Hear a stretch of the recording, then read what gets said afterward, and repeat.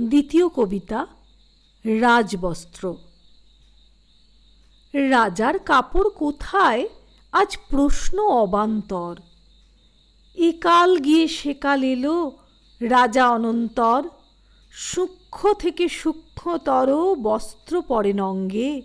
লোক লস্কর ঢাল তলোয়ার সবই আছে সঙ্গে। রাজার বস্ত্র সূক্ষ্ম অতি, তাকে চর্মচক্ষে দেখতে পাওয়া কঠিন অতি সাধারণের পক্ষে। দেখা না গেলেও আছে ঠিকই রাজার অঙ্গশোভা। রাজার কাপড় কোথায় বলা কবিরা সব বোবা।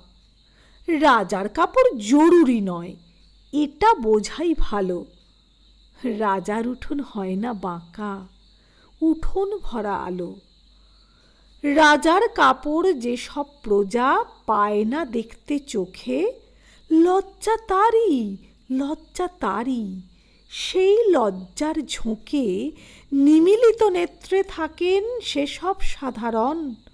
চক্ষু কর্ণ করলে বিবাদ, জিভকে করেন বারণ।